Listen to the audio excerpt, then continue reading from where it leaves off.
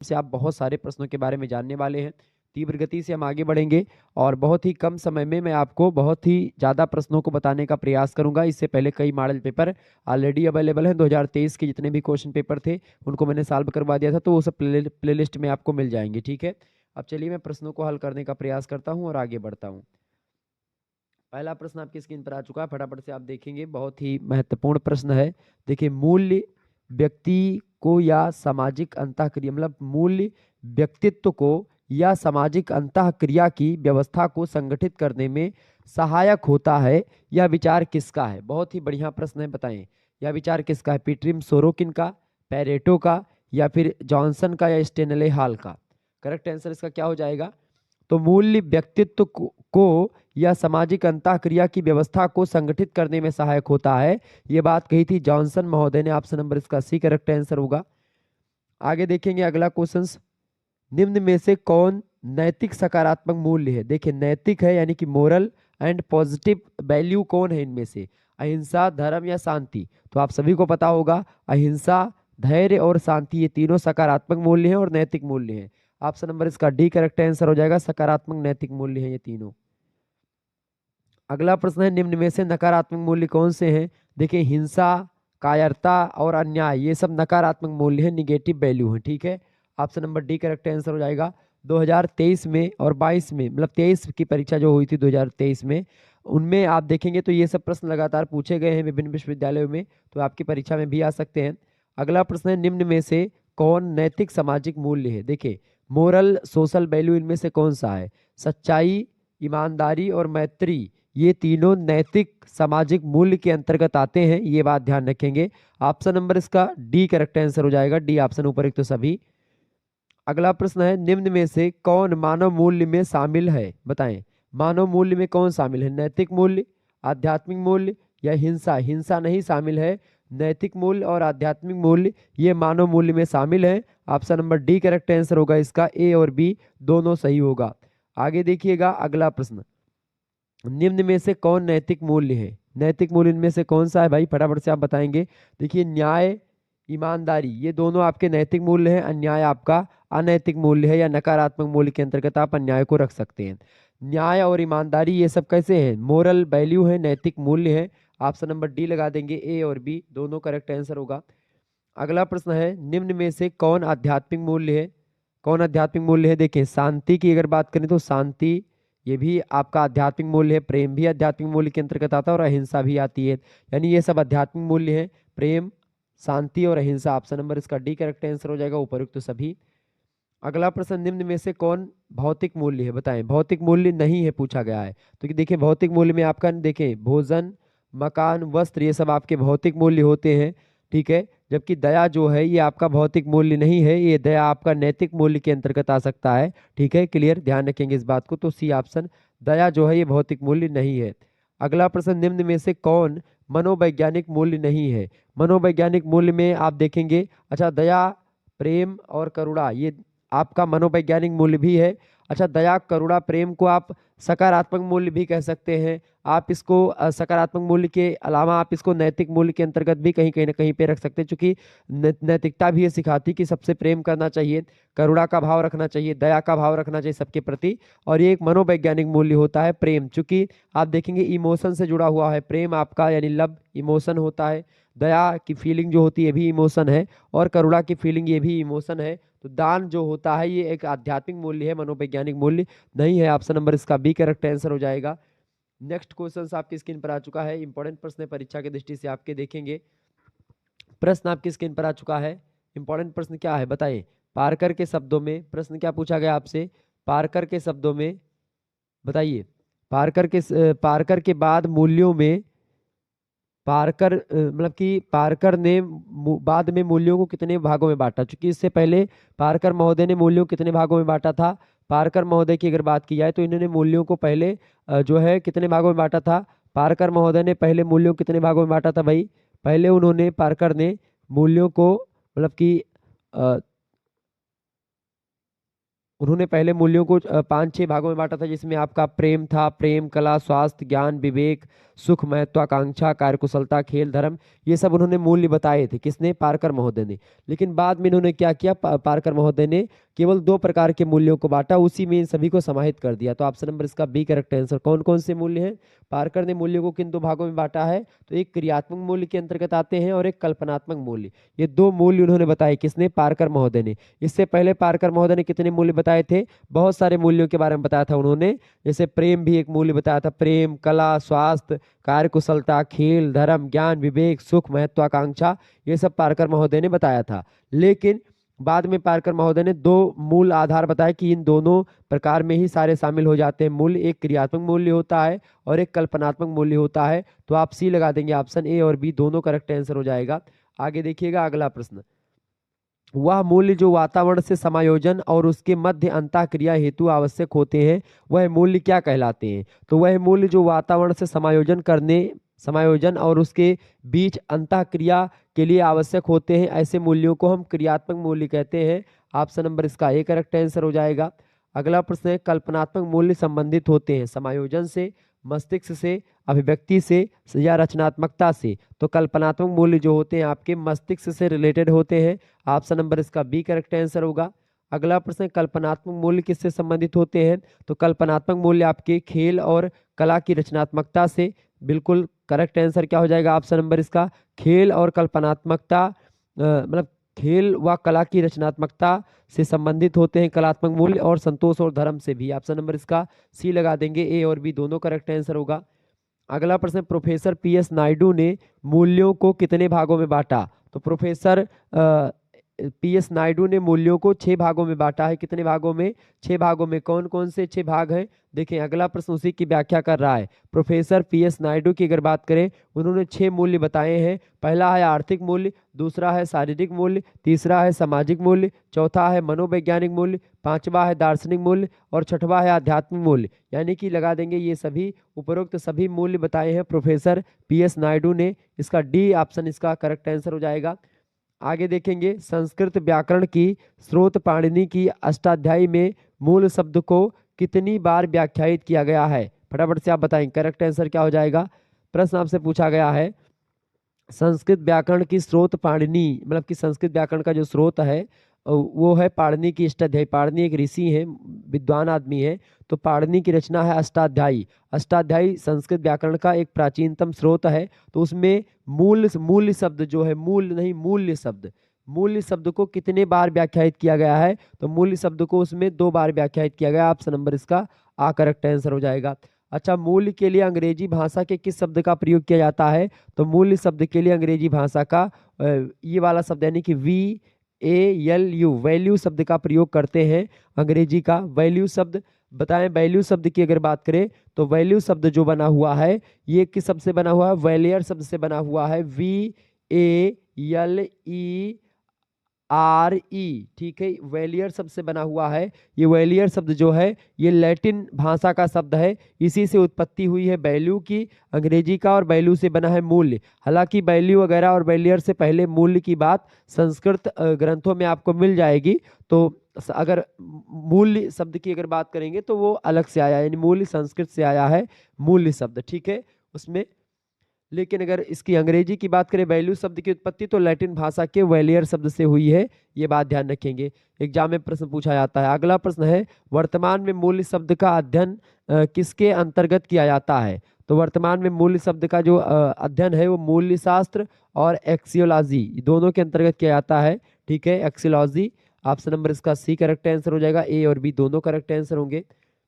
आगे देखेंगे, अगला प्रश्न आपकी स्क्रीन पर आ चुका है, बहुत ही महत्वपूर्ण प्रश्न है, फटाफट से आप लोग देखने का प्रयास करेंगे। इंपॉर्टेंट प्रश्न है, प्रबंध के कितने स्तर होते हैं? बताएं, बढ़िया प्रश्न है। प्रबंध के कितने स्तर होते हैं भैया? तो प्रबंध के कितने स्तर होते हैं फटाफट से आप बताएंगे। प्रबंध के मुख्य रूप से 3 स्तर होते हैं। कौन कौन से 3 स्तर होते हैं? एक होता है निम्न स्तर, एक होता है उच्च स्तर और एक होता है मध्य स्तर। तो ये प्रबंध के कितने स्तर होते हैं? 3 स्तर होते हैं, ये बात ध्यान रखेंगे। प्रबंध क्या होती है? स्वयं काम करने और दूसरों से काम लेने दोनों की कला होती है प्रबंध। ये बात ध्यान रखेंगे। प्रबंध क्या होता है? प्रबंध जो है वो एक मैनेजमेंट जिसको आप बोलते हैं उसी को प्रबंधन बोलते हैं, प्रबंध बोलते हैं। तो ये कई प्रकार के होते हैं, 3 प्रकार के। ठीक है। अगला प्रश्न है, निम्न में से कौन प्रबंध के स्तर नहीं है? प्रबंध का स्तर इनमें से कौन सा नहीं है? देखिए, मध्य स्तर, निम्न स्तर और उच्च स्तर इस प्रबंध के स्तर हैं, जबकि मुख्य स्तर जो है ये आपका प्रबंध का स्तर नहीं है। ऑप्शन नंबर इसका ए करेक्ट आंसर होगा। अगला प्रश्न है, भारत में राष्ट्रीय सुरक्षा साइबर राष्ट्रीय साइबर सुरक्षा नीति किस वर्ष अस्तित्व में आई? बताइए। भारत में राष्ट्रीय साइबर सुरक्षा नीति किस वर्ष अस्तित्व में आई? तो 2013 में आई थी। ऑप्शन नंबर इसका डी करेक्ट आंसर हो जाएगा। बहुत ही इंपॉर्टेंट प्रश्न है, परीक्षा के लिए ध्यान रखेंगे, पिछली बार पूछा गया था। अगला प्रश्न है, प्रबंध का सार है। प्रबंध का सार क्या है? समन्वय, स्टाफिंग या संगठन, या इनमें से कोई नहीं? तो इसका करेक्ट आंसर क्या हो जाएगा? इसका करेक्ट आंसर, प्रबंध का सार क्या है? समन्वय जो होता है वो प्रबंध का सार होता है। ऑप्शन नंबर इसका ए करेक्ट आंसर हो जाएगा। समन्वय क्या होता है? समन्वय प्रबंध का सार होता है। ये बात ध्यान रखेंगे। अगर प्रबंधन में समन्वय नहीं हुआ, तालमेल नहीं हुआ, तो प्रबंधन ठीक तरीके से आगे नहीं बढ़ेगा। इसीलिए प्रबंधन का सार क्या है? समन्वय होता है। ऑप्शन नंबर इसका ए करेक्ट आंसर होगा। अगला प्रश्न है, प्रबंध का उत्तरदायित्व या प्रबंध उत्तरदायित्व का हस्तांतरण या हस्तांतरण, मतलब हस्तांतरण ही होगा। तो प्रबंध उत्तरदायित्व का हस्तांतरण है, क्योंकि इसमें मशीन शामिल है। बिल्कुल बी ऑप्शन इसका करेक्ट आंसर होगा। आगे देखेंगे, उच्च स्तरीय प्रबंधक नियोजन नियोजन पर अपने समय का भाग व्यय करता है। कितना % भाग व्यय करता है? उच्च स्तरीय प्रबंधक नियोजन पर अपने समय का भाग कितना व्यय करता है? लगभग 35% व्यय करता है। Option number a correct answer होगा इसका। अगला प्रश्न है, भारत में प्रबंधक है आवश्यक प्रबंध आवश्यक है भारत में कि अनावश्यक है, कि दोनों है या इनमें से कोई नहीं है? तो भारत में प्रबंध जो है आवश्यक है। हर एक देश में प्रबंध आवश्यक होता है। ऑप्शन नंबर इसका ए करेक्ट आंसर होगा। आगे देखिएगा, अगला प्रश्न है, स्वामी विवेकानंद का पूर्ववर्ती नाम क्या था? फटाफट से आप बताएंगे।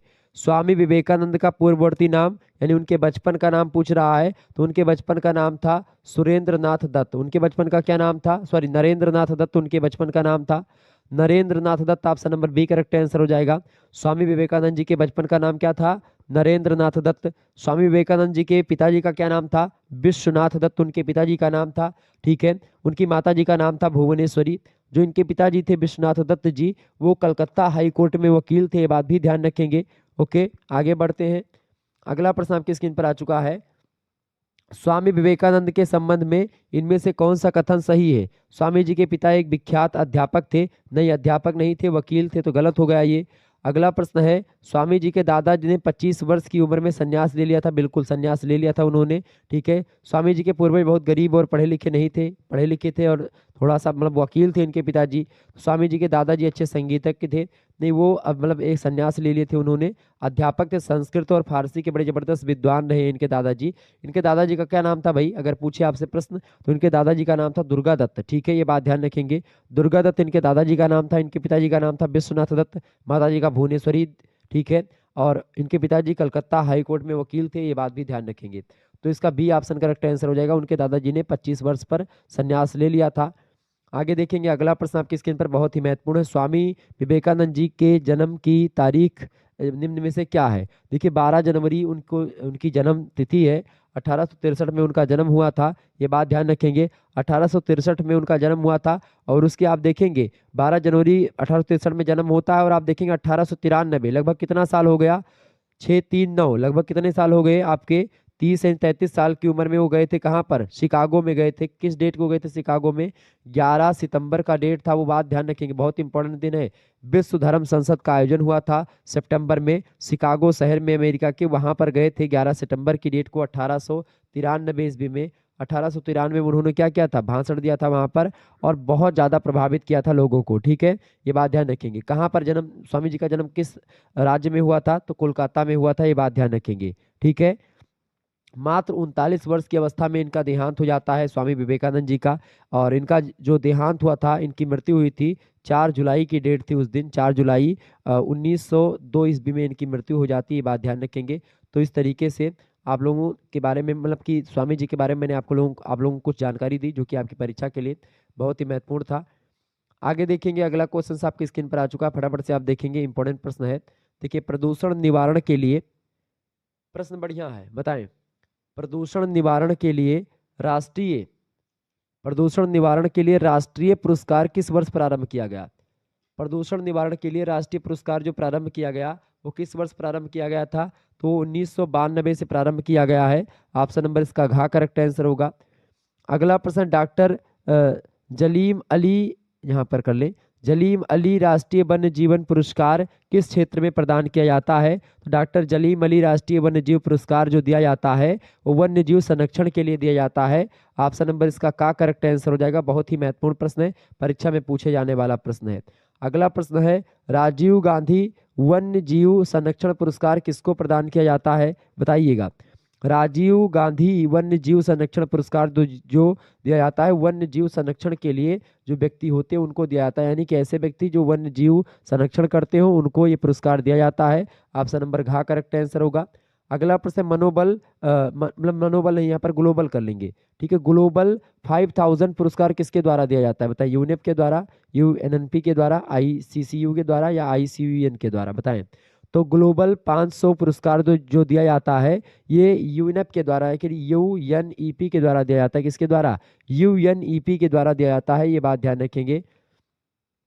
अगला प्रश्न है विश्व पर्यावरण दिवस कब मनाया जाता है? बहुत महत्वपूर्ण प्रश्न है, परीक्षा में लगातार प्रश्न आता है, ये बात ध्यान रखेंगे। विश्व पर्यावरण दिवस की अगर बात करें, विश्व पर्यावरण दिवस कब मनाया जाता है? 5 जून को मनाया जाता है। ऑप्शन नंबर इसका खा करेक्ट आंसर हो जाएगा, ठीक है। अगला क्वेश्चन आपकी स्क्रीन पर आ चुका है, किस सम्मेलन के आधार पर 5 जून को पर्यावरण दिवस मनाया जाता है? बताएं, किस सम्मेलन के आधार पर 5 जून को पर्यावरण दिवस मनाया जाता है? स्टॉकहोम सम्मेलन या ढाका सम्मेलन या नैरोबी सम्मेलन या फिर ए और बी दोनों?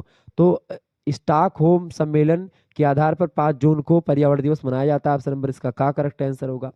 अगला प्रश्न है, यहाँ पर लिखा चिपको अंदिको नहीं चिपको आंदोलन कर लेंगे, चिपको आंदोलन संबंधित है, बताएं।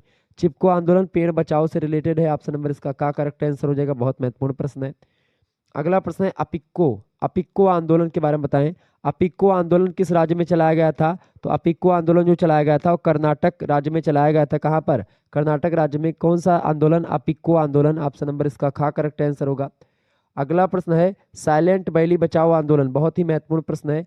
साइलेंट वैली बचाओ आंदोलन किस वर्ष प्रारंभ हुआ? बताएं। 1976, 1978, 1977 या 1988? देखिए साइलेंट वैली बचाओ जो है 1973 में प्रारंभ हुआ था। 73 यहाँ पर दिया नहीं गया तो 1973 आप कर लीजिएगा, ऑप्शन ए में या बी में कुछ भी कर ले, 1973 आप कर लीजिएगा, ठीक है। 1973 में साइलेंट वैली बचाओ आंदोलन प्रारंभ किया गया। 1973 में कहाँ से प्रारंभ हुआ था? केरल राज्य से प्रारंभ हुआ था। केरल राज्य का एक जिला पड़ता है, उसका नाम है पलक्कड़, ठीक है। तो पलक्कड़ जिले से जो है प्रारंभ हुआ था, क्या? पलक्कड़ जिले से केरल के प्रारंभ हुआ था साइलेंट वैली बचाओ आंदोलन 1973 में, ध्यान रखेंगे इस बात को, तो इसमें 73 कर लीजिएगा। अगला प्रश्न टिहरी बांध संघर्ष किस वर्ष प्रारंभ हुआ? टिहरी बांध संघर्ष जो प्रारंभ हुआ था वो 1978 में प्रारंभ हुआ था, 1978 में। ऑप्शन नंबर गा में दिया 1978, करेक्ट आंसर हो जाएगा गा ऑप्शन। नेक्स्ट प्रश्न आप देखेंगे ओजोन परत के संरक्षण के लिए कौन सा सम्मेलन आयोजित हुआ था? तो ओजोन परत के संरक्षण के लिए कौन सा सम्मेलन आयोजित किया गया था? बताइए, वियना या स्टॉकहोम या पृथ्वी सम्मेलन या लंदन सम्मेलन? तो वियना सम्मेलन जो है ओजोन परत के संरक्षण के लिए आयोजित किया गया था, ये बात ध्यान रखेंगे। बहुत ही महत्वपूर्ण प्रश्न है आपकी परीक्षा की दृष्टि से। और 1985 में वियना सम्मेलन पर क्या हुआ था? इस पर 1985 में इस पर सहमति बनी थी, ठीक है। और 1988 को जो है ये लागू कर दिया गया था, ये बात ध्यान रखेंगे। 1988 को 28 देशों ने जब सिग्नेचर किया, तो मतलब 28 देशों ने इस पर सिग्नेचर किया था, 28 देशों ने भाग लिया था ओजोन परत के संरक्षण के लिए वियना सम्मेलन में, ये बात ध्यान रखेंगे। इंपॉर्टेंट प्रश्न है आपकी परीक्षा की दृष्टि से। आगे देखिएगा, अगला क्वेश्चन आपकी स्क्रीन पर आ चुका है, बहुत ही बढ़िया प्रश्न है आपकी परीक्षा की दृष्टि से। फटाफट से एक बार वीडियो को लाइक और शेयर करते रहिएगा, ऐसे ही प्रश्न आपकी परीक्षा के में आते रहेंगे। ओके, चलिए अगला प्रश्न आपकी स्क्रीन पर आ चुका है, डॉक्टर एपीजे अब्दुल कलाम का जन्म हुआ था। बहुत ही बढ़िया प्रश्न है, डॉक्टर एपीजे अब्दुल कलाम का जन्म हुआ था, फटाफट से आप बताएंगे कहाँ पर हुआ था उनका जन्म। देखिए इसमें ऑप्शन देखिए जो चेन्नई दिया गया है, चेन्नई चूंकि तमिलनाडु में है, तमिलनाडु में ही इनका जन्म हुआ था एपीजे अब्दुल कलाम का। मुंबई ना कोलम ना तिरुचिरापल्ली में हुआ था इनका जन्म जो हुआ था एपीजे अब्दुल कलाम का। तो यहाँ पर चेन्नई ऑप्शन अगर ऐसे दिया जाए, चेन्नई तो तमिलनाडु से रिलेटेड है, चेन्नई तमिलनाडु की राजधानी है। तो यहाँ पर आप देखेंगे कि तमिलनाडु में इनका जन्म हुआ था। तमिलनाडु की अगर बात करें, तमिलनाडु में एक जगह पड़ती है रामेश्वरम, ठीक है, रामेश्वरम में इनका जन्म होता है। रामेश्वरम में एक गांव पड़ता है, उस गांव का नाम है धनुषकोडी। धनुषकोडी गांव में इनका जन्म हुआ था। कहाँ पर भैया? धनुषकोडी गांव में इनका जन्म हुआ था। धनुषकोडी गांव है एक, उसी धनुषकोडी गांव में रामेश्वरम स्थान है, रामेश्वरम शहर है, उस रामेश्वरम शहर में तमिलनाडु में पड़ता है। वहीं पर इनका जन्म हुआ था किसका? एपीजे अब्दुल कलाम का। लेकिन यहाँ पर तमिलनाडु रामेश्वरम धनुषकोडी दिया नहीं गया है, तो चेन्नई अगर दिया गया तो ये ऑप्शन आप मार सकते हैं, कोई दिक्कत की बात नहीं है। लेकिन आप वास्तविक चीज जान लीजिए, रामेश्वरम धनुषकोडी में इनका जन्म हुआ था। तमिलनाडु में किस डेट को हुआ था? 15 अक्टूबर की डेट थी और 1931 में इनका जन्म होता है। ये बात ध्यान रखेंगे एपीजे अब्दुल कलाम का। एपीजे अब्दुल कलाम की अगर बात की जाए तो आगे बढ़ते हैं। इनकी एक आत्मकथा है द विंग्स ऑफ फायर। ये किसकी कृति है? तो द विंग्स ऑफ फायर ये जो है एपीजे अब्दुल कलाम की ही एक प्रकार से आत्मकथात्मक रचना है। Option number D correct answer होगा। बढ़िया प्रश्न है। जैनुल आबदीन से कलाम का क्या संबंध था? भाई थे, पिता थे, चाचा थे या मामा थे? बताएं। तो जैनुल आबदीन से कलाम का संबंध क्या है? देखिए, जैनुल आबदीन जो हैं ये इनके पिताजी थे एपीजे अब्दुल कलाम के। जैनुल आबदीन उनके पिताजी का नाम था। माता जी का क्या नाम था? मतलब इनके कलाम जी के, कलाम के माता का क्या नाम था? तो कलाम जी की माता का नाम था आसिमा। ठीक, क्या नाम था? आसिमा इनका माता जी का नाम था। जैनुल आबदीन इनके पिताजी का नाम था। तो इनके पिताजी से संबंध है। ठीक है, ऑप्शन नंबर इसका सी करेक्ट आंसर होगा। अगला प्रश्न है, रतन टाटा जी का जन्म कब हुआ था? बताएं। रतन टाटा जी का जन्म कब हुआ था? तो इनका जन्म हुआ था 28 दिसंबर 1937 को। ऑप्शन नंबर इसका ए करेक्ट आंसर हो जाएगा। कहाँ पर हुआ था? तो मुंबई में इनका जन्म हुआ था। ये बात ध्यान रखें, कहाँ पर हुआ था? मुंबई में इनका जन्म हुआ था।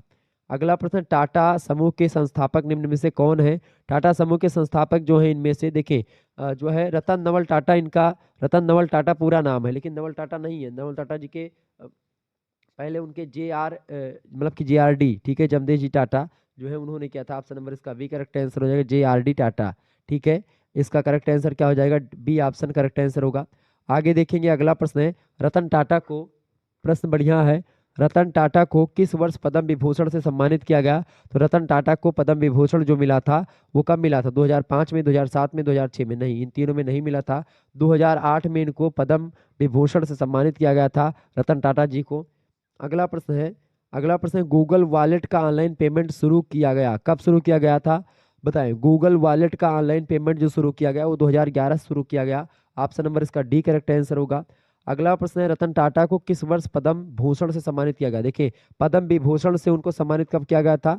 पद्म विभूषण से 2008 में किया गया था, लेकिन पद्म भूषण से जो उनको सम्मानित किया गया वो 2000 ईस्वी में किया गया था। किस डेट को? 26 जनवरी को दिया जाता है। 26 जनवरी को दिया गया था इनको भी। ठीक है, 26 जनवरी अभी आ रही है। 26 जनवरी को पद्म भूषण से सम्मानित किया गया था किसको? रतन नवल टाटा जी को, सन 2000 ईस्वी में।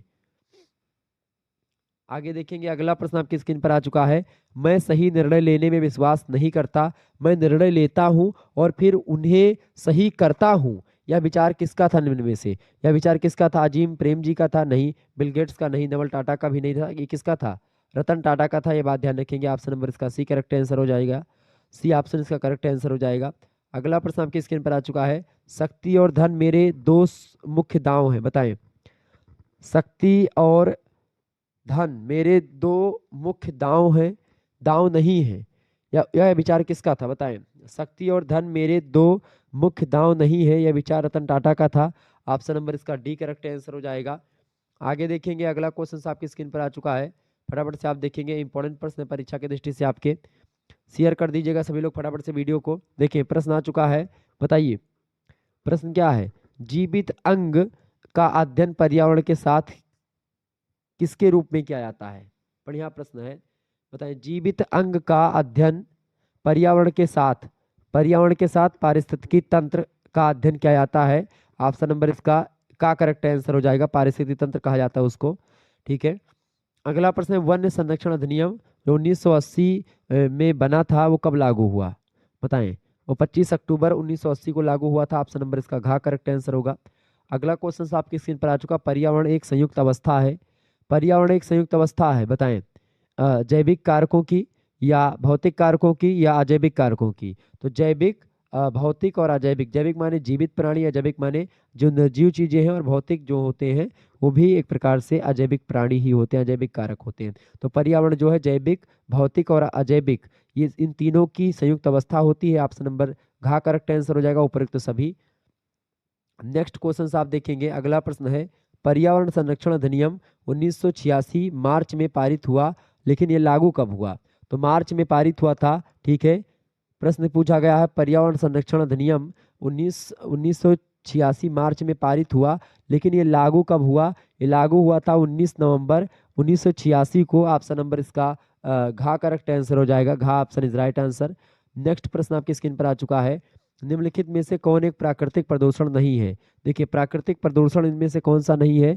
देखिए ये प्रश्न थोड़ा सा गड़बड़ इसलिए है क्योंकि यहाँ पर देखेंगे निम्नलिखित में से कौन सी प्राकृतिक आपदा नहीं है, ऐसे कर लें। प्राकृतिक आपदा नहीं है, तो आपदा प्राकृतिक कौन सी नहीं है? देखिए प्राकृतिक आपदा की अगर बात की जाए तो वायु प्रदूषण जो है प्राकृतिक आपदा नहीं है। ये मनुष्य के द्वारा वायु को प्रदूषित किया जाता है, मनुष्य के द्वारा जब प्रतिकूल प्रभाव पर्यावरण पर डाला जाता है तो वायु प्रदूषण होता है। चक्रवात, बाढ़ और भूकंप, ये तीनों जो हैं ये प्राकृतिक आपदा है, ये बात ध्यान रखेंगे। ये आपसे पूछा सकता था कि निम्नलिखित में से कौन एक प्राकृतिक प्रदूषण, मतलब कि एक प्रदूषण है, तो आपसे बोलता कि वायु प्रदूषण एक प्रदूषण है। तो इसका कुल मिलाकर के प्रश्न थोड़ा सा आप चेंज कर लेंगे, ये प्रश्न थोड़ा सा इसमें मिसप्रिंट है। अगला प्रश्न आप देखेंगे, पर्यावरण क्षरण का क्या अर्थ है, बताएं।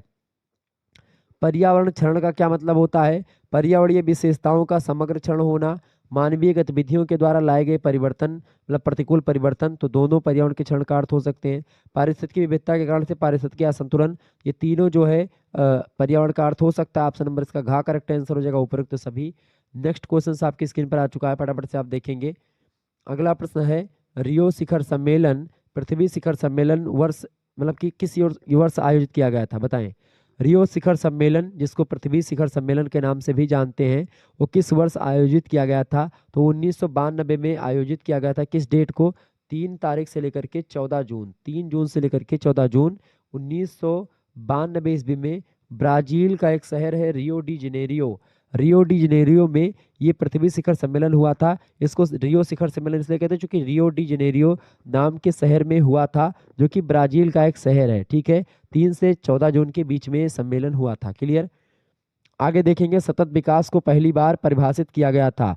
सतत विकास को पहली बार कब परिभाषित किया गया था? तो ब्रंट लैंड रिपोर्ट में मतलब कि प्रस्तावित किया गया था, 1987 में आई थी ये रिपोर्ट, ठीक है। ऑप्शन नंबर इसका का करेक्ट आंसर हो जाएगा। अगला प्रश्न है, जैव विविधता, जैव विविधता पर संयुक्त राष्ट्र सम्मेलन 1992 कब लागू हुआ? तो जैव विविधता पर संयुक्त राष्ट्र सम्मेलन 1992 में जो हुआ था वो कब लागू हुआ? वो लागू हुआ था 29 दिसंबर 1993 को। ऑप्शन नंबर इसका घ करेक्ट आंसर होगा।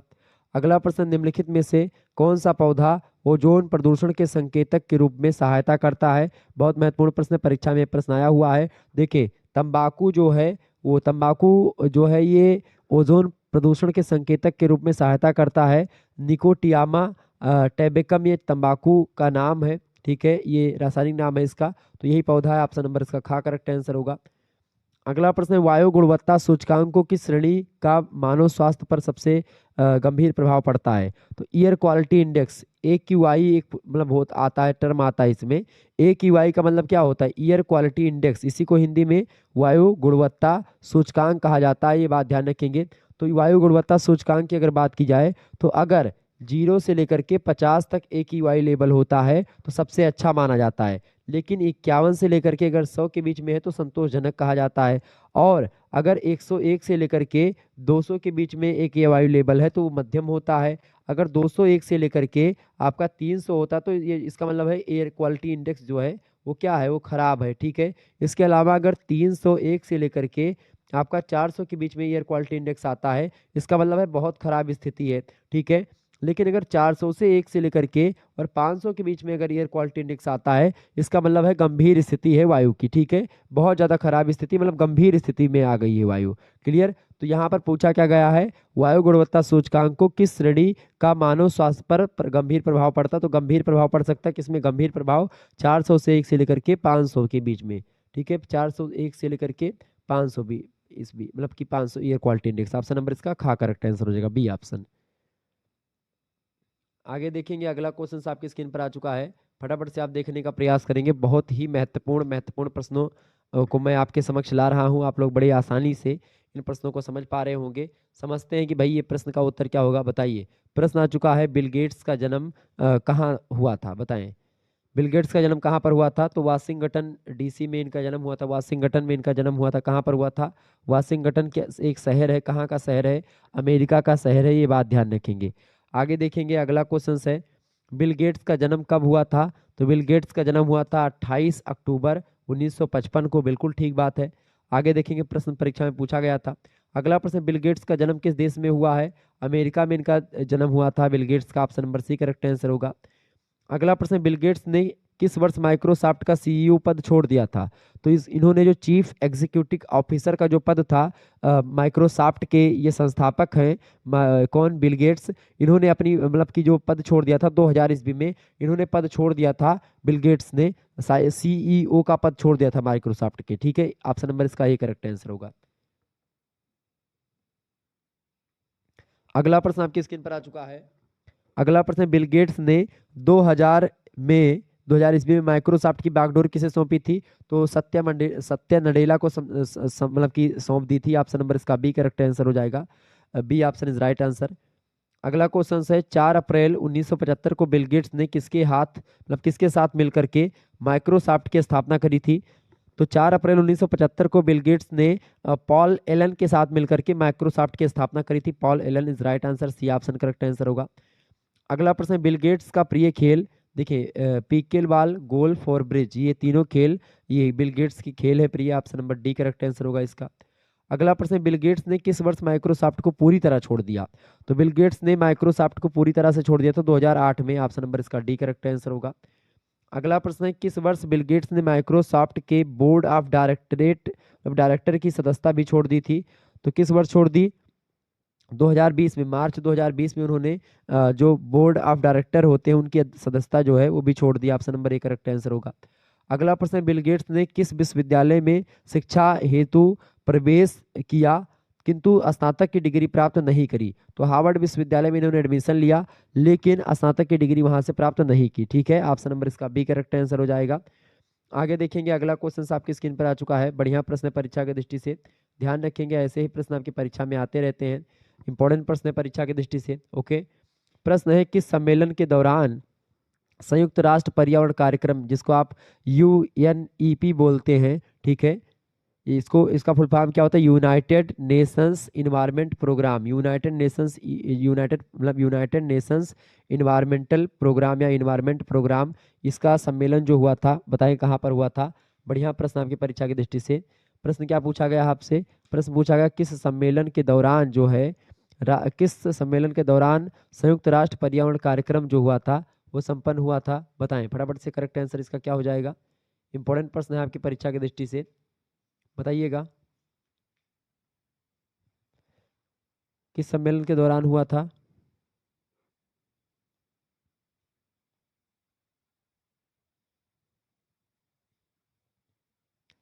बताएं।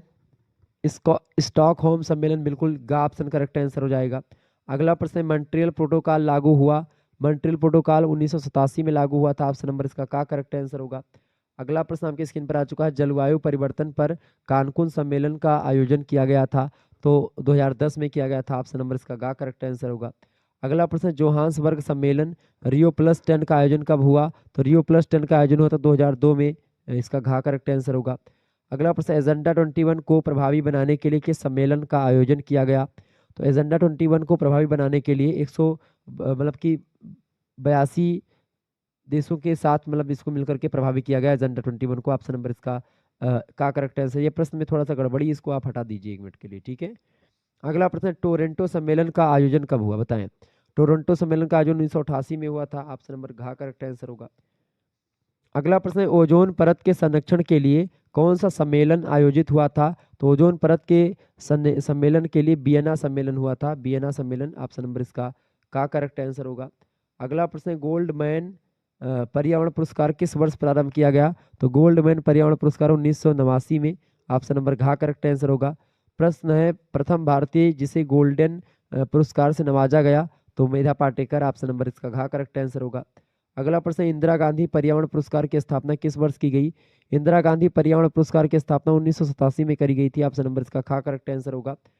अगला प्रश्न आपकी स्क्रीन पर आ चुका है, फटाफट से आप देखेंगे। ये सब प्रश्न आपकी परीक्षा के लिए बहुत ही महत्वपूर्ण है। गूगल ने एडवर्ड्स की शुरू मतलब कब शुरू किया, बताएं।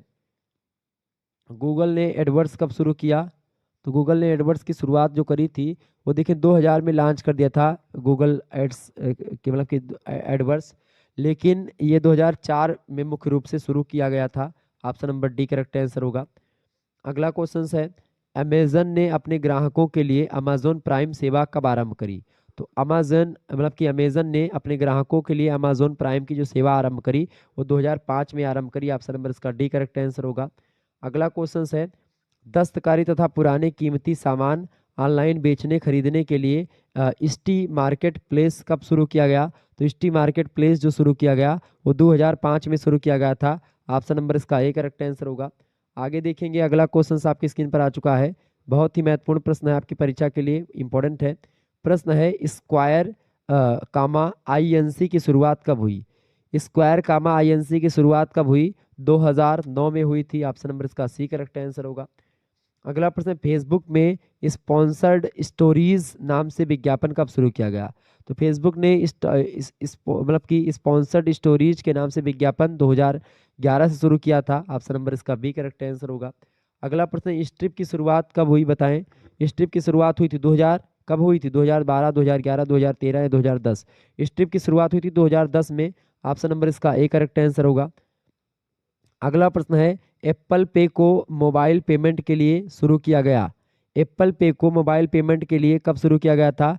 मोबाइल पे के लिए 2014 से शुरू किया गया। ऑप्शन नंबर इसका डी करेक्ट आंसर होगा। अगला प्रश्न है, जेट.कॉम की शुरुआत कब हुई, बताएं। जेट.कॉम की शुरुआत 2014 से हुई है। ऑप्शन नंबर इसका ए करेक्ट आंसर होगा। अगला प्रश्न है, इंस्टाग्राम शॉपेबल पोस्ट प्रस्तुत किया गया कब? 2017 से प्रस्तुत किया गया। Option number D correct answer होगा इसका।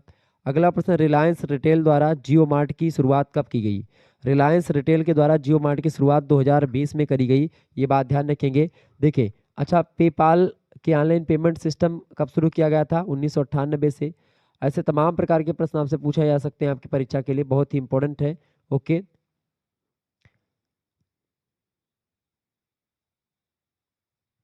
अच्छा बताएं, विश्व का सबसे बड़ा ई कॉमर्स मार्केट प्लेस कौन सा है? तो अमेजोन है, ये बात ध्यान रखेंगे। अमेजोन जो है वो सबसे बड़ा ई कॉमर्स यानी कि जो इंटरनेट के माध्यम से जो खरीदारी और बिक्री होती है वो अमेजोन सबसे ज़्यादा करता है। क्लियर, ये बात ध्यान रखेंगे। आगे देखेंगे, अगला प्रश्न आपकी स्क्रीन पर आ चुका है, इंपॉर्टेंट प्रश्न आपकी परीक्षा के लिए, बहुत ही जबरदस्त प्रश्न है। बताइए, कितने डेसिबल से अधिक ध्वनि मानव के कान को क्षति पहुंचा सकती है? तो बिल्कुल आप सभी का करेक्ट आंसर आप सभी लोग लगा रहे हैं। लगभग और लगभग 90 डेसिबल से अधिक जो ध्वनि होती है वो मानव कान को क्षति पहुंचा सकती है। ऑप्शन नंबर इसका बी करेक्ट आंसर होगा। अगला प्रश्न, कितने डेसिबल से अधिक ध्वनि घातक होती है? तो कितने डेसिबल? बिल्कुल 90 डेसिबल से अधिक ध्वनि घातक होती है। Option number a correct answer होगा। कितने डेसिबल से अधिक ध्वनि घातक होती है? तो 90, यहाँ पर 90 कर लेंगे, डी ऑप्शन। ग्लोबल वार्मिंग का कारण क्या है? ग्लोबल वार्मिंग का कारण क्या है? कार्बन डाइऑक्साइड में वृद्धि हो रही है। ये देखिए, कार्बन डाइऑक्साइड की जो है सबसे ज़्यादा इंपॉर्टेंट गैस होती है वैश्विक तापन के लिए, वातावरण को सबसे ज़्यादा गर्म करती है गैस कौन सी? Carbon dioxide. सबसे ज़्यादा अगर बात की जाए वातावरण को प्रदूषित करने वाली गैस तो कार्बन मोनोऑक्साइड यानी CO होती है। और आपसे पूछे कि सबसे ज़्यादा जो है उसको क्षति पहुंचाने वाली गैस क्या बोलते हैं? जो है ओजोन गैस को सबसे ज़्यादा मतलब ओजोन परत को सबसे ज़्यादा हानि पहुंचाने वाली गैस कौन सी है? तो CFC गैस होती है। क्लियर, ध्यान रखेंगे इस बात को। यानी कि क्लोरोफ्लोरोकार्बन रेफ्रिजरेटर और फ्रीज वगैरह से निकलती हैं। ठीक है, रेफ्रिजरेटर, AC इन सभी से निकलती हैं वो गैसें। वायु प्रदूषण का कारण क्या है? ध्वनि, धुआं या कीटनाशकों का प्रयोग? देखिए, ध्वनि से ध्वनि प्रदूषण होता है, कीटनाशकों के प्रयोग से कृषि प्रदूषण होता है, भूमि प्रदूषण, मृदा प्रदूषण होता है, और धुएं से होता है वायु प्रदूषण। धुएं में कौन सी गैस होती है? CO गैस होती है, कार्बन मोनोऑक्साइड। ऑप्शन नंबर इसका बी करेक्ट आंसर होगा। अगला प्रश्न है, कौन सी गैस वायु को अधिक प्रदूषित करती है? वायु को अधिक अधिक प्रदूषित करती है कौन सी गैस? कार्बन मोनोऑक्साइड करती है। ऑप्शन नंबर इसका ए करेक्ट आंसर हो जाएगा। अगला प्रश्न है, अम्लीय वर्षा की खोज किसने करी थी? अम्लीय वर्षा की खोज किसने करी थी, फटाफट से आप बताएंगे। अम्लीय वर्षा की खोज करी थी रॉबर्ट एंगस स्मिथ ने। Robert Angus Smith option number इसका सी करेक्ट आंसर हो जाएगा। कब करी थी, 1982 में करी थी, ये बात ध्यान रखेंगे। आपसे पूछेगा अम्लीय वर्षा का पीएच मान कितना होता है। अम्लीय वर्षा का पीएच मान होता है 5.6। वैसे शुद्ध जल का पीएच मान होता है 7। 7 से अगर ऊपर पीएच मान जाता है तो इसका मतलब है वो क्षारीय है, 7 से नीचे है तो इसका मतलब अम्लीय है। तो अम्लीय वर्षा 5.6 होती है, तो यानी कि अम्लीय वर्षा होती है और उसका पीएच मान कितना होता है, 5.6 होता है। क्लियर। आगे देखेंगे अगला प्रश्न, सबसे ज्यादा प्रदूषण किससे होता है, सीओ से यानी कार्बन मोनोऑक्साइड से। अगला प्रश्न, ध्वनि प्रदूषण की मतलब कितनी डेसिबल ध्वनि से होता है। ध्वनि प्रदूषण कितनी डेसिबल ध्वनि से होता है, 80 से 90 डेसिबल की ध्वनि जो होती है ध्वनि प्रदूषण मानी जाती है।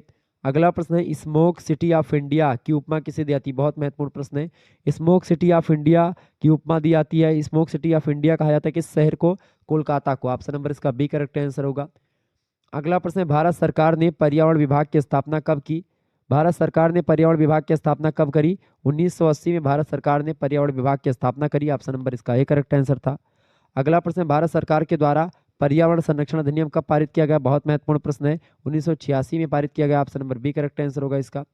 विश्व में हरित गैसों में भारत का अधिभाग कितना है। देखें इस समय तो भारत चौथे नंबर पर आ चुका है, तो इसमें चौथा नंबर ऑप्शन नंबर जो है इसमें नहीं दिया है, तो यहाँ पर तीसरे या चौथा, चौथा कर लेंगे, तीसरे के स्थान पर सी कर देते हैं। ठीक है, आगे देखेंगे अगला क्वेश्चन आपकी स्क्रीन पर आ चुका है। देखिए प्रश्न इंपॉर्टेंट है, सर्वाधिक भूतापन बढ़ाती है कौन सी गैस। भूतापन मतलब वैश्विक तापन कौन बढ़ाती है, वैश्विक तापन बढ़ाने के लिए जिम्मेदार गैस कौन सी है। देखें आपकी कार्बन डाइऑक्साइड जो है वो सर्वाधिक भूतापन यानी वैश्विक तापन को बढ़ाने के लिए जिम्मेदार गैस है। ये बात ध्यान रखेंगे, इंपॉर्टेंट प्रश्न है आपकी परीक्षा की दृष्टि से, और ये प्रश्न आपकी परीक्षा में आएगा, ये बात ध्यान रखेंगे। तो सबसे ज़्यादा जिम्मेदार गैस कौन है भूतापन को बढ़ाने के लिए, वो है CO2 यानी कार्बन डाइऑक्साइड, ये बात ध्यान रखेंगे। सबसे ज़्यादा उसको क्षति पहुंचाने वाली गैस कौन सी है, CFC जो है वो सबसे ज़्यादा, यानी क्लोरोफ्लोरोकार्बन जो गैस है आपकी, वो गैस क्या करती है, वो सबसे ज़्यादा किसको मतलब की पहुंचाती है वो, ठीक है बताएं, वो सबसे ज़्यादा किसको पहुंचाती है। सर्वाधिक भूतापन बढ़ाने वाली गैस कार्बन डाइऑक्साइड है। ओजोन परत को सबसे ज़्यादा क्षरण करने वाली गैस है सी मतलब की कार्बन क्लोरोफ्लोरोकार्बन CFC जिसको आप बोलते हैं, ये बात ध्यान रखेंगे। तो इसका करेक्ट आंसर क्या हो जाएगा, सर्वाधिक भूतापन बढ़ाती है carbon dioxide, A option correct answer होगा। अगला प्रश्न है, मेघ गर्जन का औसत ध्वनि स्तर कितना होता है, बताएं। मेघ गर्जन मतलब जब बादल गरजते हैं, बादल जब गरजते हैं तो वो कितनी आवाज निकलती है, 120 डेसिबल की आवाज निकलती है बादल के गरजने से, ये बात ध्यान रखेंगे, डी ऑप्शन करेक्ट आंसर होगा। अगला प्रश्न है, पृथ्वी पर सबसे ऊंचा वृक्ष जात है, तो पृथ्वी पर सबसे ऊंचा वृक्ष जात जो है वो रेडवुड मतलब की होता है, option number a correct answer हो जाएगा। अगला क्वेश्चन है, अंग्रेजी शब्द इन्वायरमेंट किस भाषा से बना हुआ है, तो अंग्रेजी शब्द इन्वायरमेंट जो बना हुआ है वो फ्रेंच भाषा से बना हुआ है, ऑप्शन नंबर इसका सी करेक्ट आंसर होगा। अगला प्रश्न, जैव विविधता शब्द का प्रयोग सबसे पहले किसने किया था। जैव विविधता शब्द का प्रयोग सबसे पहले इसमें से देखें, इसमें देखें ऑप्शन में नहीं दिया गया है, ऑप्शन में यहाँ पर रोसेन देना चाहिए था, ठीक है। वो चूंकि 1985 ईस्वी में 1985 में किसने किया था, रोसेन महोदय ने 1985 में जैव विविधता शब्द का प्रयोग सबसे पहले किया था। 1985 में किसने किया था, रोसेन ने, तो रोसेन ऑप्शन दिया नहीं है। रोसेन के बाद में एक साल बाद में 1986 ईस्वी में आपको बता दूं E.O. विल्सन महोदय ने प्रयोग किया था जैव विविधता बायोडाइवर्सिटी का प्रयोग किसने किया था, किसने किया था, E.O. विल्सन लगा सकते हो आप। ऑप्शन नंबर इसका बी करेक्ट आंसर हो जाएगा, नार्टन आपके नहीं होंगे, ठीक है। बी ऑप्शन करेक्ट आंसर हो जाएगा, E.O. Wilson is right answer. अगला प्रश्न है, विश्व पर्यावरण एवं विकास सम्मेलन ने सतत विकास की रूपरेखा को सर्वप्रथम किस वर्ष या किस नगर में तैयार करी। तो विश्व पर्यावरण और विकास सम्मेलन ने सतत विकास की रूपरेखा जो तैयार करी थी वो जोहान्सबर्ग में तैयार करी थी, ये बात ध्यान रखेंगे, ओके। और आप देखेंगे पारित कब हुआ था, स्टॉकहोम सम्मेलन जब हुआ था 1972 में, उसमें पारित हुआ था, ठीक है। आगे देखेंगे अगला प्रश्न है, कृत्रिम पारिस्थितिक तंत्र का उदाहरण है। मछली घर जो होता है आपका एक्वेरियम जो होता है वो कृत्रिम पारिस्थितिक तंत्र का मतलब होता है कि जो मनुष्य ने बनाया हुआ है अपना रहने का, ठीक है। मतलब कि उसी को एक्वेरियम बोलते हैं। जैसे मछली को रहने के लिए एक्वेरियम बनाया था, मछली को उसी में डाल देते, तो मनुष्य के द्वारा बनाया गया। प्रकृति ने तो एक प्रकार से तालाब वगैरह बना रखा है, ऐसे एक्वेरियम बहुत सारे मतलब कि मनुष्य बनाते हैं, तो इनमें से फसल मनुष्य नहीं बनाता है। ये मछली घर जो होता है वो है। अगला प्रश्न, निम्न में से किसे भारत में पारिस्थितिकी का जनक माना जाता है? तो भारत में पारिस्थितिकी का जनक या इकोलॉजी का जनक माना जाता है डॉक्टर रामदेव मिश्रा जी को। ऑप्शन नंबर इसका ए करेक्ट आंसर होगा। अगला प्रश्न, डॉल्फिन मैन ऑफ इंडिया के नाम से किसको जाना जाता है? डॉल्फिन मैन ऑफ इंडिया के नाम से रविंद्र कुमार सिन्हा जी को जाना जाता है। ऑप्शन नंबर इसका ए करेक्ट आंसर होगा। अगला क्वेश्चन आपकी स्क्रीन पर आ चुका है, ग्रीन बेल्ट मूवमेंट की जननी और शांति के नोबेल पुरस्कार से सम्मानित बेंगारी मथाई किस देश की हैं? बेंगारी मथाई जो है केनिया की हैं, ये बात ध्यान रखेंगे। ऑप्शन नंबर इसका ए करेक्ट आंसर होगा। अगला प्रश्न, प्रदूषित जल से उत्पन्न रोग है। प्रदूषित जल से रोग होता है आपका पीलिया। ऑप्शन नंबर इसका डी, हैजा, पीलिया, तमाम और रोग होते हैं लेकिन पीलिया इनमें ऑप्शन में ये तीनों नहीं होते, तो यानी पीलिया होता है, डी ऑप्शन। आगे देखेंगे, अगला क्वेश्चन आपकी स्क्रीन पर आ चुका है, इंपॉर्टेंट प्रश्न है परीक्षा की दृष्टि से। बताएं, स्वामी विवेकानंद ने मानव जाति के उत्थान के लिए किस मिशन की स्थापना करी थी? तो स्वामी विवेकानंद ने मानव जाति के उत्थान के लिए किस मिशन की स्थापना करी थी भाई, बताएं। तो उन्होंने किस मिशन की स्थापना करी थी? रामकृष्ण मिशन की स्थापना करी थी। ऑप्शन नंबर इसका बी करेक्ट आंसर होगा। अगला प्रश्न, रामकृष्ण मिशन का उद्देश्य क्या था? रामकृष्ण मिशन का उद्देश्य था आत्मनो मोक्षार्थ जगत हिताय च। ऑप्शन नंबर इसका सा करेक्ट आंसर होगा। अगला प्रश्न है, रामकृष्ण मिशन का महत्वपूर्ण कार्य क्या है? रामकृष्ण मिशन का महत्वपूर्ण कार्य है जन सेवा का। ऑप्शन नंबर इसका सी करेक्ट आंसर होगा। अगला प्रश्न, 7 सामाजिक पाप किसने लिखा है? 7 सामाजिक पाप की अवधारणा दी है मोहनदास करमचंद गांधी ने, उन्होंने लिखा है। अगला प्रश्न, 7 सामाजिक पाप की सूची किस सन में प्रकाशित हुई? 22 अक्टूबर 1925 को प्रकाशित हुई थी। ऑप्शन नंबर इसका बी करेक्ट आंसर होगा। अगला प्रश्न है, 7 सामाजिक पाप की सूची किस पत्रिका में प्रकाशित हुई थी? तो यंग इंडिया नाम की पत्रिका थी, महात्मा गांधी के द्वारा प्रकाशित। Option number B correct answer हो जाएगा, इसी में प्रकाशित हुई। आगे देखिएगा, अगला प्रश्न है, पूर्व राष्ट्रपति एपीजे अब्दुल कलाम ने किस शिक्षा पर बल दिया? तो एपीजे अब्दुल कलाम ने मूल्य आधारित शिक्षा पर बल दिया। ऑप्शन नंबर इसका बी करेक्ट आंसर हो जाएगा। 2023 में ये प्रश्न लगातार आ रहा है। अगला प्रश्न है, भ्रष्टाचार का शाब्दिक अर्थ क्या है? भ्रष्ट आचरण। भ्रष्टाचार का मतलब क्या होता है? भ्रष्ट आचरण। Option number B correct answer, ये प्रश्न भी पूछा गया है। अगला क्वेश्चन आप देखेंगे, ऐसा कार्य जो अपने स्वार्थ सिद्धि की कामना के लिए समाज के नैतिक मूल्यों को ताक पर रख करके मतलब ताक पर रख दिया जाता है, तो वो कार्य क्या कहलाता है? ऐसा कार्य जो अपने स्वार्थ सिद्धि की कामना के लिए आप समाज के जो नैतिक मूल्य होते हैं उनको आप नहीं ध्यान देते हैं, तो ऐसे कार्य को ही भ्रष्टाचार कहा जाता है। क्या कहते हैं उसको? करप्शन, यानी भ्रष्टाचार। Option number a correct answer होगा। आगे देखेंगे, अगला प्रश्न आपकी स्क्रीन पर आ चुका है, बहुत ही महत्वपूर्ण प्रश्न है आपकी परीक्षा की दृष्टि से, फटाफट से आप बताने का प्रयास करेंगे। इंपॉर्टेंट प्रश्न आपकी स्क्रीन पर आ चुका है। बताएं, भारत में वन्य जीव संरक्षण अधिनियम लागू किया गया था। बताएं, भारत में वन्य जीव संरक्षण अधिनियम कब लागू किया गया था? भारत में वन्य जीव संरक्षण अधिनियम कब लागू किया गया था? 1972 में। कब लागू किया गया था? 1972 में। ठीक है, 21 अगस्त को पारित हुआ था ये। 21 अगस्त को पारित हो, तो 21 अगस्त 1972 को भारतीय वन्यजीव संरक्षण अधिनियम पारित हुआ था। लागू कब हुआ था अगर पूछे, 9 सितंबर की डेट को लागू हुआ था। कब? 9 सितंबर 1972 को ही लागू हो गया था, ये बात ध्यान रखेंगे। तो क्या पूछा गया है, कब लागू हुआ था? 9 सितंबर 1972 को लागू हुआ था। पारित कब हुआ था? 21 अगस्त 1972 को पारित हुआ था। क्लियर। आगे देखेंगे, अगला प्रश्न है, चेरनोबिल आपदा कहाँ घटित हुई थी? चेरनोबिल आपदा जो है एक परमाणु दुर्घटना हो गई थी। किस डेट को हुई थी? 26 अप्रैल की ये घटना है। 26 अप्रैल की घटना है। कब हुई थी? 1986 में ये घटना हुई थी, चेरनोबिल आपदा। चेरनोबिल एक शहर है, वो वैसे तो यूक्रेन में इस समय पड़ता है। वैसे किस समय शहर में पड़ता है? यूक्रेन का एक शहर है चेरनोबिल, वहीं पर हुई थी चेरनोबिल परमाणु दुर्घटना। कब हुई थी? 26 अप्रैल 1986 को। लेकिन यूक्रेन उस समय किस में था? यूक्रेन जो था उस समय यूएसएसआर का अंग हुआ करता था, यानी कि रूस के अंडर में हुआ करता था। ऑप्शन नंबर इसका बी लगा देंगे, रूस में हुई थी चेरनोबिल आपदा। ठीक है, आगे देखिएगा, अगला प्रश्न है, चिपको आंदोलन किससे संबंधित है? चिपको आंदोलन जो संबंधित है वो पेड़ कटाई को रोकने से रिलेटेड है। ऑप्शन नंबर इसका ए करेक्ट आंसर हो जाएगा। सुंदरलाल बहुगुणा जी ने इसमें बड़ी इंपॉर्टेंट भूमिका निभाई है, ये बात ध्यान रखेंगे। अगला प्रश्न है, जीवों के पारिस्थितिकी कारकों का योग पर्यावरण है, ये कथन किसका है? बताएं।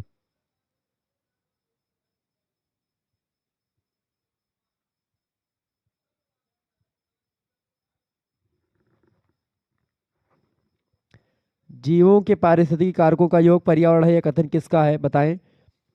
तो जीवों के पारिस्थितिकी कारकों का योग पर्यावरण है, यह कथन किसका है? फिटिंग का है। ऑप्शन नंबर इसका ए करेक्ट आंसर हो जाएगा। बहुत महत्वपूर्ण प्रश्न है, ध्यान रखेंगे इस बात को। अगला प्रश्न है, 1952 ईस्वी का लंदन स्मोक कैसी घटना है? 1952 ईस्वी में जो लंदन स्मोक की घटना हुई थी, ये एक वायु प्रदूषण की घटना है। लगभग 5 दिनों तक जो है लंदन में कोहरा जो है एकदम से छाया रहा था। ठीक है, स्मोक जो था धुआं टाइप का। ऑप्शन नंबर इसका डी करेक्ट आंसर होगा। अगला प्रश्न, वैश्विक तापन उत्पन्न होता है। वैश्विक तापन उत्पन्न होता है किससे? CH4 से, CO2 और से और जलवाष्प से। बिल्कुल ठीक, डी ऑप्शन करेक्ट आंसर हो जाएगा। वैश्विक तापन जो होता है ये सब ग्रीन हाउस गैसेस हैं, और ग्रीन हाउस गैसेस से वैश्विक तापन उत्पन्न होता है। तो इसका करेक्ट आंसर क्या हो जाएगा? डी ऑप्शन इन तीनों से। ठीक है। अगला प्रश्न, निम्नलिखित में से कौन सा वन पृथ्वी के फेफड़ों के रूप में जाना जाता है? बहुत ही महत्वपूर्ण प्रश्न है। अमेजन वर्षा वन, टैगा वन, पूर्वोत्तर भारत के वर्षा वन, टुंड्रा वन। तो करेक्ट आंसर क्या हो जाएगा? पृथ्वी के फेफड़ों के रूप में अमेजन वर्षा वन को जाना जाता है।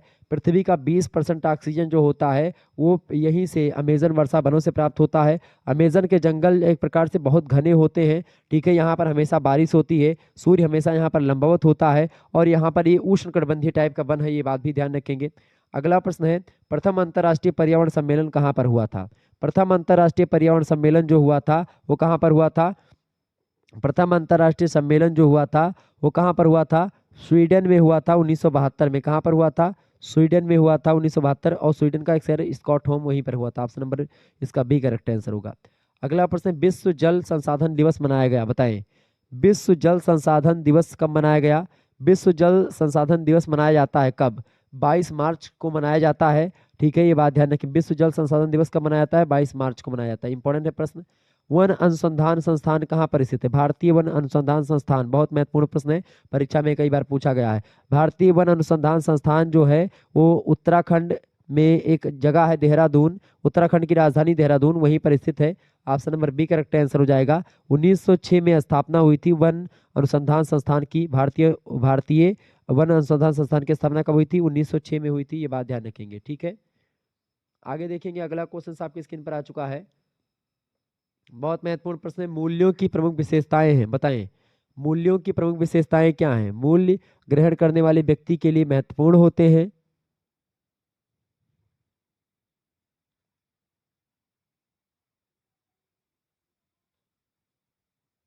प्रश्न क्या पूछा गया है? मूल्यों की विशेषताएं हैं। मूल्यों की विशेषताएं क्या है, बताएं। तो मूल्य क्या होते हैं? मूल्य जो होते हैं, मूल्य ग्रहण करने वाले व्यक्तियों के लिए महत्वपूर्ण भी होते हैं, अभिव्यक्ति के द्वारा व्यक्त भी किया जा सकता है, और वांछनीय और संतुष्टि प्रदान करने वाले होते हैं। बिल्कुल करेक्ट आंसर हो जाएगा, उपरोक्त सभी करेक्ट आंसर होगा इसका। अगला क्वेश्चन है, मूल्यों की प्रकृति होती है। मूल्यों की प्रकृति धनात्मक भी होती है और ऋणात्मक भी होती है। ऑप्शन नंबर सी लगा देंगे, ए और बी दोनों टाइप की होती है। तो इसका करेक्ट आंसर क्या हो जाएगा? C option. अगला प्रश्न है, बच्चों में मूल्यों के निर्माण का दायित्व किसका होता है? तो परिवार का होता है। परिवार जो होता है बच्चों को मूल्य सिखाते हैं। अगला क्वेश्चन है, मूल्यों को कितने भागों में बांटा गया है? तो मूल्यों को साधनात्मक, आंतरिक, तथ्यात्मक और आदर्शात्मक, इन चारों भागों में बांटा जा सकता है। ऑप्शन नंबर इसका ए और बी दोनों करेक्ट आंसर होगा।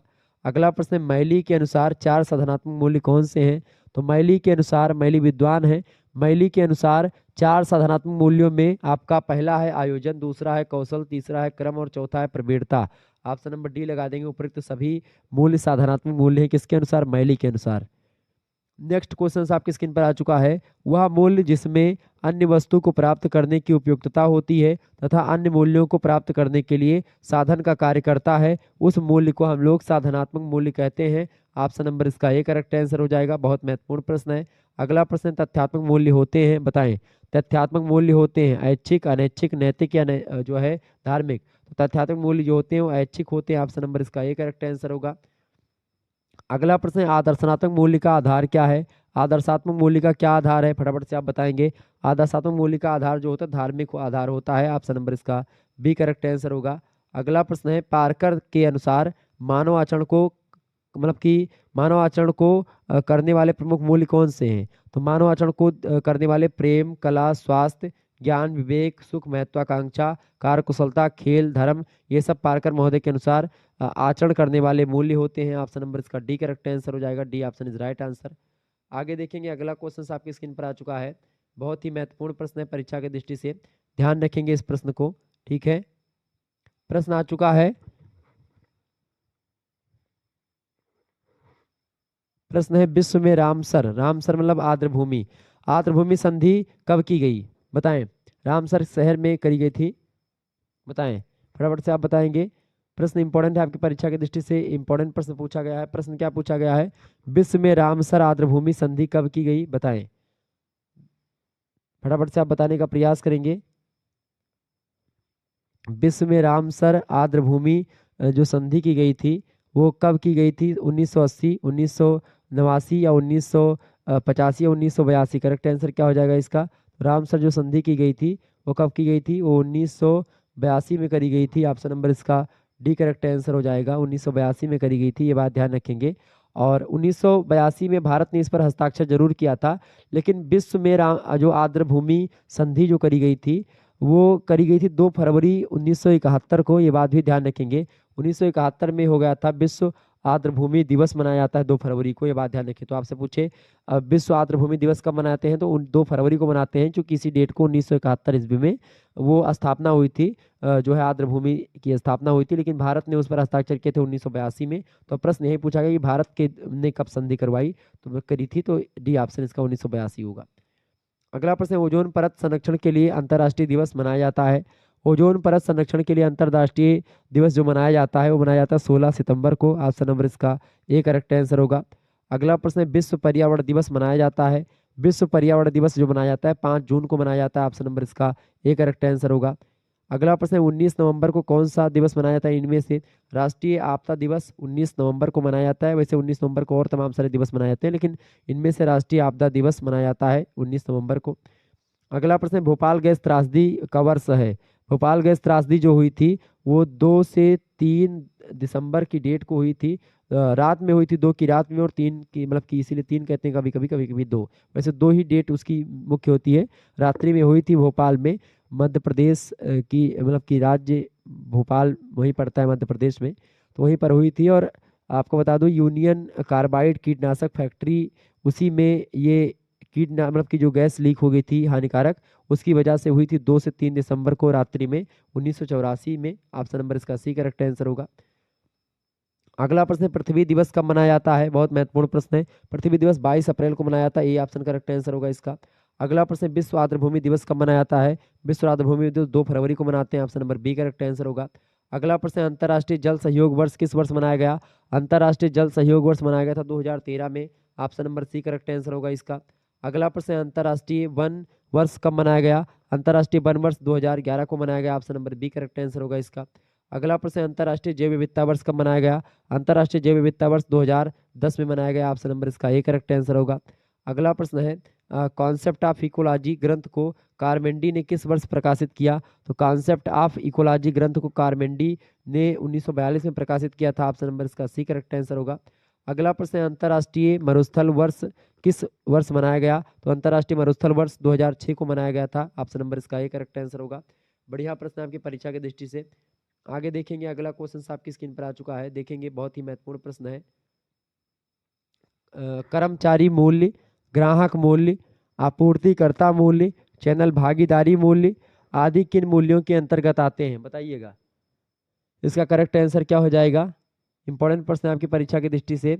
बताइए, कर्मचारी मूल्य, ग्राहक मूल्य, आपूर्तिकर्ता मूल्य, चैनल भागीदारी मूल्य, ये सब मूल्य किसके अंतर्गत आते हैं? तो ये सब आर्थिक मूल्य के अंतर्गत आते हैं। ऑप्शन नंबर इसका बी करेक्ट आंसर हो जाएगा। अगला प्रश्न है, एक फर्म के आंतरिक और बाहरी दोनों तरह, फर्म माने उद्योग, तो एक उद्योग के या कंपनी, तो एक उद्योग के या फर्म के आंतरिक और बाहरी दोनों तरह संबंधों के नेटवर्क को किस नाम से जाना जाता है? तो किस नाम से जानते हैं उसको? वैल्यू नेटवर्क के नाम से जानते हैं। ऑप्शन नंबर इसका सी करेक्ट आंसर होगा। अगला क्वेश्चन आपकी स्क्रीन पर आ चुका है, व्यवसायिक मूल्य के प्रारंभिक प्रस्तावक कौन थे? व्यवसायिक मूल्य के प्रारंभिक प्रस्तावक थे पीटर ड्रकर। ऑप्शन नंबर इसका बी करेक्ट आंसर होगा। अगला प्रश्न, मूल्य श्रृंखला की अवधारणा को लोकप्रिय किसने बनाया? मूल्य श्रृंखला की अवधारणा को लोकप्रिय बनाया था माइकल पोर्टर ने। ऑप्शन नंबर इसका बी करेक्ट आंसर होगा। अगला प्रश्न, स्वामी विवेकानंद ने किसकी व्याख्या आधुनिक परिप्रेक्ष्य में करी थी? तो स्वामी विवेकानंद जी ने वेदांत दर्शन की व्याख्या अपने परिप्रेक्ष्य में करी थी, आधुनिक परिप्रेक्ष्य में करी थी। ऑप्शन नंबर इसका सी करेक्ट आंसर होगा। स्वामी विवेकानंद ने 4 प्रकार के कौन से दान बताए हैं? तो स्वामी जी ने 4 प्रकार के दानों में एक तो धर्म दान यानी आध्यात्मिक ज्ञान, दूसरा ज्ञान, और तीसरा प्राण दान, और चौथा अन्न दान। ऑप्शन नंबर डी उपरोक्त सभी। अगला क्वेश्चन, स्वामी विवेकानंद ने युवाओं के लिए आवश्यक बनाया। आवश्यक क्या बताया स्वामी जी ने? चरित्र निर्माण को बताया कि अगर आप चरित्र आपका अच्छा रहेगा तो आप जो है आवश्यक है आपके लिए, युवाओं के लिए चरित्र निर्माण करना, अपना व्यक्तित्व का निर्माण करना। सी ऑप्शन करेक्ट आंसर हो जाएगा। अगला प्रश्न है, स्वामी जी ने ही कहा था कि आज भारत को जो है क्रिकेट मैदानों की बहुत ज़्यादा आवश्यकता है, क्लियर खेल के मैदानों की आवश्यकता ज़्यादा है। अगला प्रश्न है, स्वामी विवेकानंद ने शिष्य के महत्वपूर्ण उद्देश्य कौन से बताए हैं? स्वामी विवेकानंद ने शिष्य के महत्वपूर्ण उद्देश्य जो बताए हैं वो बताए मानव निर्माण करना। ऑप्शन नंबर इसका सी करेक्ट आंसर होगा। अगला प्रश्न देखें, स्वामी विवेकानंद ने शिष्य के महत्वपूर्ण कर्तव्य में अंतर्निहित पूर्णता की अभिव्यक्ति, बिल्कुल चरित्र का निर्माण, मानव निर्माण। डी ऑप्शन करेक्ट आंसर हो जाएगा, उपयुक्त सभी। ठीक है, D option is right answer. अगला प्रश्न है, स्वामी विवेकानंद के गुरु कौन थे? उनके गुरु जी का नाम था रामकृष्ण परमहंस। ठीक है, ऑप्शन नंबर इसका ए करेक्ट आंसर हो जाएगा। अगला क्वेश्चन आपकी स्क्रीन पर आ चुका, फटाफट से आप देखेंगे, इंपॉर्टेंट प्रश्न है आपकी परीक्षा के लिए, बहुत ही महत्वपूर्ण प्रश्न है, आप बताएंगे। प्रश्न क्या पूछा गया है, इसमें किसी मूर्त या अमूर्त लाभ के लिए या लाभ के जरिए किए जाने वाले गैर कानूनी कार्य भी सम्मिलित होते हैं, या कथन किसका है? इसमें मतलब कि किसमें? भ्रष्टाचार में। तो बताएं भ्रष्टाचार में क्या होता है? किसी मूर्त या अमूर्त लाभ के लिए, दिखाई देने वाला मतलब कि मूर्त और ना दिखाई देने वाला अमूर्त लाभ होता है। ठीक है, तो दोनों करने के लिए गैर कानूनी कार्य भी सम्मिलित किया था, किसमें? तो किसमें? भ्रष्टाचार में। किसने कहा था? रॉबर्ट ब्रुक्स ने कहा था। ऑप्शन नंबर इसका सी करेक्ट आंसर होगा। अगला प्रश्न, भ्रष्टाचार के प्रमुख कार्य क्या हैं? भ्रष्टाचार के प्रमुख कार्य क्या हैं? देखिए, देश का लचीला कानून, व्यक्ति का लोभी स्वभाव और महत्वाकांक्षा में वृद्धि भी, तो ये तीनों जो है भ्रष्टाचार के प्रमुख कार्य हैं। Option number D correct answer हो जाएगा। लोग जो है भ्रष्टाचार करते हैं और उससे क्या होता है, वो पैसा रुपया खूब ज़्यादा कमा लेते हैं, तो उनका फिर महत्वाकांक्षा बढ़ने लगती है, तो ये भी एक इसमें भ्रष्टाचार में शामिल हो जाता है। अगला प्रश्न है, भ्रष्टाचार के प्रमुख प्रकार हैं, बताएं। भ्रष्टाचार के प्रमुख प्रकार हैं, रिश्वत की लेन देन भ्रष्टाचार होता है, भाई भतीजावाद भी भ्रष्टाचार के अंतर्गत आता है, नागरिकों के द्वारा टैक्स चोरी, ये सब भ्रष्टाचार के अंतर्गत आते हैं। ऑप्शन नंबर डी लगा देंगे, उपयुक्त सभी। अगला क्वेश्चन है, कृणचार निवारण अधिनियम या भ्रष्टाचार निवारण अधिनियम 9, तो भ्रष्टाचार निवारण अधिनियम कब पारित हुआ? तो 9 सितंबर 1988 को पारित हुआ था। ऑप्शन नंबर इसका ए करेक्ट आंसर होगा। अगला प्रश्न है, राष्ट्रीय स्तर पर भ्रष्टाचार पर नजर रखने के लिए निम्न में से कौन सी संस्था है? बताएं कौन सी संस्था है? सीबीआई, सीबीसी या चोकपाल? इनमें से सभी हैं, ऑप्शन नंबर डी लगा देंगे। अगला प्रश्न, भ्रष्टाचार निवारण अधिनियम में कुल धाराओं की संख्या कितनी है?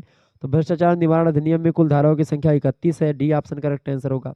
अगला प्रश्न है, किसी अधिकारी या अन्य व्यक्ति के कार्यों को प्रभावित करने के लिए मूल्य को किसी की रिश्वत को पेशकश देना प्राप्त कला का क्या होता है? अपमान करना होता है, कहलाता, तो रिश्वत कहलाता है, उसी को रिश्वत बोलते हैं। ठीक है, ऑप्शन नंबर इसका एक करेक्ट आंसर हो जाएगा। अगला प्रश्न है, सोशल मीडिया अभिन्न अंग है किसका? सोशल मीडिया किसका अभिन्न अंग है? तो इंटरनेट, सामाजिक संस्था या ऑनलाइन मंच? तो इंटरनेट, सोशल मीडिया किसका अभिन्न अंग है? इंटरनेट और ऑनलाइन का अभिन्न अंग है। डी ऑप्शन ए और सी दोनों का। अगला प्रश्न, सोशल मीडिया की प्रक्रिया किस पर आधारित होती है? सोशल मीडिया की प्रक्रिया जो होती है सूचना प्रौद्योगिकी पर आधारित होती है। ऑप्शन नंबर इसका बी करेक्ट आंसर हो जाएगा। आगे देखें, बहुत ही इंपॉर्टेंट प्रश्न आपकी परीक्षा की दृष्टि से आ चुका है, फटाफट से आप लोग वीडियो को लाइक और शेयर करते रहिएगा। ऐसे ही प्रश्न आपकी परीक्षा के लिए जो इंपॉर्टेंट है उनको मैं बताता रहूंगा, तो ये सब प्रश्न आप याद कर डालिएगा। यही सब प्रश्न आपकी परीक्षा में पूछे जाएंगे, ये बात ध्यान रखेंगे, इससे बाहर कुछ नहीं आने वाला है। तो आज का वीडियो अगर आप लोगों ने देख लिया तो इसका मतलब कि आप लास्ट ही स्लाइड चल रही है लगभग। ठीक है, तो बहुत ही इंपॉर्टेंट प्रश्न है ये आपकी परीक्षा के लिए, ध्यान रखेंगे इस बात को। विश्व आपदा नियंत्रण दिवस कब मनाया जाता है? तो विश्व आपदा नियंत्रण दिवस मनाया जाता है कब से? 1889 से मनाया जाने शुरू हुआ है। 1889 से 13 अक्टूबर 1889 से शुरू हुआ था और आज भी ये 13 अक्टूबर को मनाया जाता है विश्व आपदा नियंत्रण दिवस के रूप में। Option number C correct answer होगा। अगला प्रश्न, निम्नलिखित में से किस वर्ष में भारतीय वन अधिनियम लागू हुआ?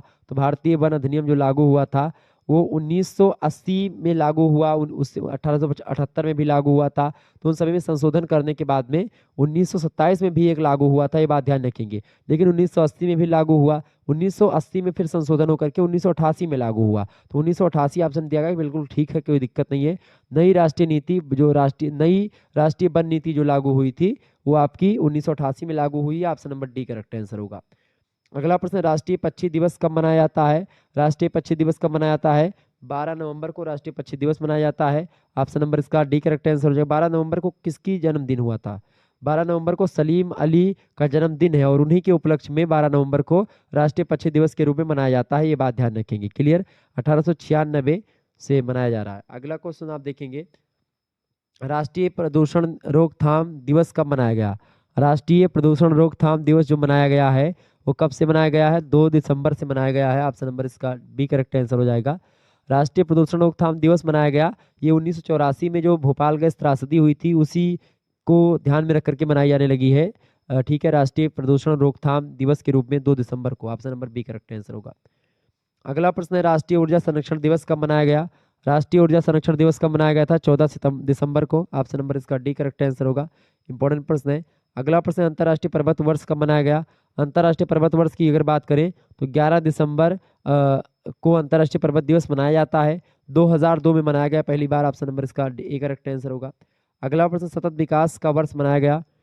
सतत विकास का वर्ष मनाया गया था, सतत विकास का वर्ष मनाया गया 2003 में, लेकिन 1987 में ब्रुटलैंड रिपोर्ट ने सबसे पहले सतत विकास शब्द का प्रयोग किया था। ये बात ध्यान रखेंगे। अगला प्रश्न, संयुक्त राष्ट्र मरुस्थल दशक कब घोषित किया गया? बताएंगे। संयुक्त राष्ट्र मरुस्थल दशक कब घोषित किया गया? 2011 से 2020 तक संयुक्त राष्ट्र मरुस्थल दशक घोषित किया गया। ऑप्शन नंबर इसका बी करेक्ट आंसर होगा। अगला प्रश्न है, संयुक्त राष्ट्र संघ का जैव विविधता दशक कब घोषित किया गया? संयुक्त राष्ट्र का जैव विविधता दिवस मतलब दशक जो है कब घोषित किया गया? 2011 से 2020 तक। ठीक है, ऑप्शन 2011 से 2020। ऑप्शन नंबर इसका ए करेक्ट आंसर हो जाएगा। 1920 यहाँ पर गलत हो गया, 2020 करेंगे। ठीक है, 2011 से 2020। अगला प्रश्न, संयुक्त राष्ट्र निर्वहनीय ऊर्जा दशक कब घोषित किया गया? संयुक्त राष्ट्र निर्वहनीय ऊर्जा दशक घोषित किया गया था 2014 से 2024 तक। ऑप्शन नंबर इसका सी करेक्ट आंसर होगा।